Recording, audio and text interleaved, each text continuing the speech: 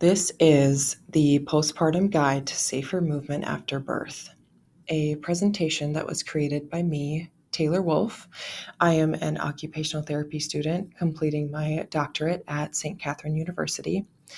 This presentation was developed for my doctoral capstone project, which was completed at Regions Family Birth Center in St. Paul, Minnesota.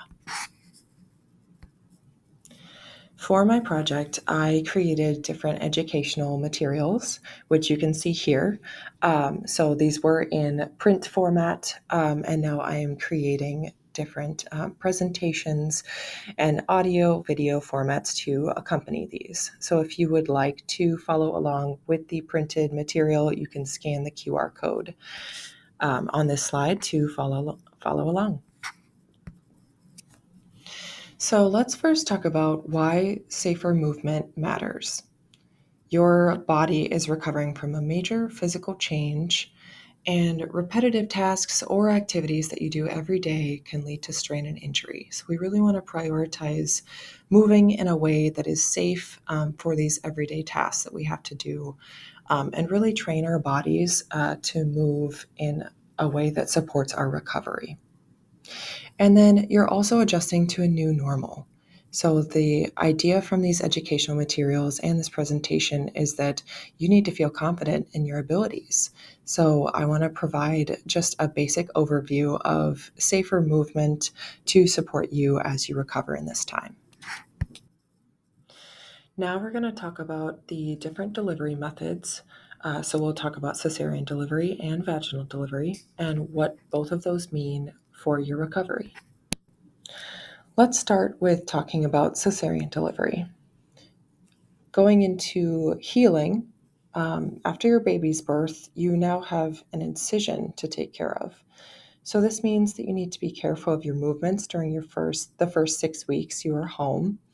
You should also ensure you are visually checking your incision daily for any redness, discharge, or swelling. Also, I'd like to mention that your abdominal muscles need time to rest and recover. They may also be causing pain to your incision area, as well as low back pain. That is very common after cesarean delivery. When we talk about precautions, we mean activities that you should avoid for the next 6 weeks. So this includes lifting over 10 pounds, or generally the weight of your baby, twisting or bending at the waist, pushing or pulling, because both of those activities require abdominal activation, and we really want to let those muscles rest and recover. And then driving, because it also does involve the need to twist and view other cars on the road. Other specific activities to avoid for now include lifting a car seat or carrier, because they're most often more than 10 pounds, pushing a stroller or heavy grocery cart, loading the dishwasher or laundry machine, picking up toys or baby gear from the floor, heavy household cleaning, and moving heavy pots or pans. So as much as you can have someone else, whether it be a significant other, a different adult, supportive adult in your life, help you with these activities, the better. So now let's talk about vaginal delivery. The healing from a vaginal delivery can look a little bit different. So you may be feeling sore and weak in some areas of your body, like your pelvic floor muscles and abdominal muscles.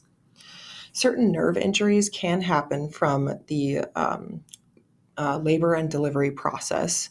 Most of these nerve injuries are to the nerves that innervate the pelvic floor muscles, which is why you may feel weakness in these muscles. This can also cause leakage of urine or stool, which is very common in these first couple weeks after birth. So it's nothing to be concerned about right now. But if this persists, I would encourage you to reach out to your OBGYN or primary care provider to find additional information on that. So while vaginal delivery does not have precautions the same way that a cesarean delivery does, there are activities that you might want to consider minimizing in these first couple weeks just to help you recover and rest.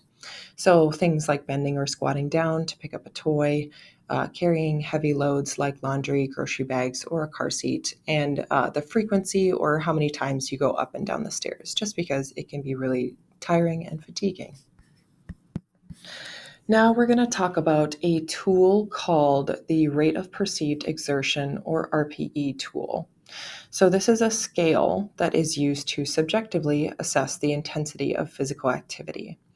The scale goes from 0 to 10, where 0 is resting and 10 is the top physical intensity that you could exert while performing a certain activity. So generally, 1 to 2 RPEs are things like watching TV or reading, changing your baby's diaper, or walking household distances. While 2 to 4 is walking a longer distance, like walking around the block, cooking for an extended period of time, playing with a child, or walking up and down the stairs. And then 4 to 6 RPEs is a little bit more exertion. So fast walking, carrying a baby or toddler for several minutes, and like pushing a stroller uphill. And then 6 to 10 RPEs is rigorous activity. So jogging or running, or carrying a heavy load of laundry, or carrying groceries for an extended period of time. Generally, it is recommended that for the first 0 to 6 weeks after birth, you should keep your RPE between 0 and 4, just to give your body time to rest.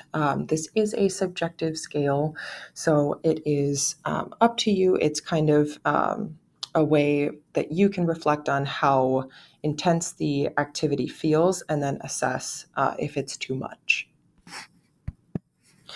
Now we're going to talk about some different alternative strategies to protect your body during everyday activities. And this first one we'll be talking about is getting out of bed, which may sound really simple, but after giving birth, especially if you've had a cesarean section, this can be increasingly difficult or painful because it usually involves using your abdominal muscles. So the log roll technique is what we suggest to protect those abdominal muscles. This technique involves laying, so you lay on your back and then you roll onto your side. And from there, you move your feet off the bed and use your elbow to push yourself up to sitting. Usually it helps to exhale as you do this because you can brace your core and it kind of helps with the pain of sitting up if you're in a lot of pain. You can use this method then to get back into bed, but in reverse order. And why it works is because it helps you protect your abdominal muscles and let them rest. So instead of sitting straight up from being on your back, which involves a lot of abdominal muscle use, then you're rolling onto your side and pushing yourself with your elbow. So then you're not using your abdominal muscles as much. You can scan the QR code to view a video to understand the log roll technique a little bit better. This technique is really useful if you have had a cesarean section, but feel free to use it if you delivered vaginally and are also just finding your abdominal muscles are needing a little bit of rest. Next, let's talk about how to pick up our baby safely and effectively for our recovery. Whenever we talk about picking up an object or our baby from a surface, we want to get our body as close to that surface as we can. We want to be bending through our hips and knees while keeping our back straight and our chest upright. So if we're picking our baby up from the floor, we really want to be squatting down through our legs and keeping our back and chest straight as much as possible. And then getting as close to that surface or our baby as we possibly can. Bring our baby into our arms, to our chest, and then standing up from there, keeping our chest upright as much as possible. So this works because it helps us protect our back and our incision if we've had a cesarean section, and helps reduce injury by using our leg muscles to bring us up and down. You can also view a video on this if you scan the QR code on the screen. Next, let's talk about breastfeeding or bottle feeding positions. So we want to use pillows to support us and our baby. We also want to employ the strategy from the previous slide of bringing our baby to us, so we can use more pillows to adjust. So then we're not hunching over and causing excess strain to our back, essentially. It also might help to sit in a firmer chair rather than softer, because those can cause back pain and make it more difficult to stand up after you're done. Different positions you can try include the cradle, the cross cradle, the football hold, and side lying. So, whichever one works for you. You can experiment with different positions, and some might feel better for back pain or for your incision if you've had a cesarean section. Also, scan the QR code on this slide to view a video on the different breastfeeding positions that might work for you. Now let's talk about going up and down stairs. So while it sounds like a simple task, it can be very fatiguing or exhausting or painful, just depending on your delivery method or how tired you may be feeling that day. So the different method that I would like to suggest is called the side step method, where you turn your body sideways facing the railing to go up or down the stairs. You can hold the railing with one or both hands, so you can also carry your baby in the other hand and then hold the railing with one hand. And then you would take one step at a time, bringing your feet together on each step, and exhale as you step up each time. So this works because it helps you avoid bending forward if you have an incision from a cesarean section. It also helps you take your time and slow down to increase safety. So this is just a suggestion if you want to try this. If you're dealing with a lot of pain after birth, this may help just kind of mitigate that a little bit. But it's certainly, if you are having no issues going up and down the stairs, then by all means, you can keep going up and down the stairs as you have been. And then there's also a QR code to scan for a video on this technique. So, the last activity that I want to talk about is getting dressed. And the alternative strategy to this starts with sitting down. So, sitting down to get dressed for anyone can just be an energy saver. So, if you're finding yourself really fatigued or tired from getting dressed or undressed, try sitting down. It just helps you save a little bit of energy and is also safer as well.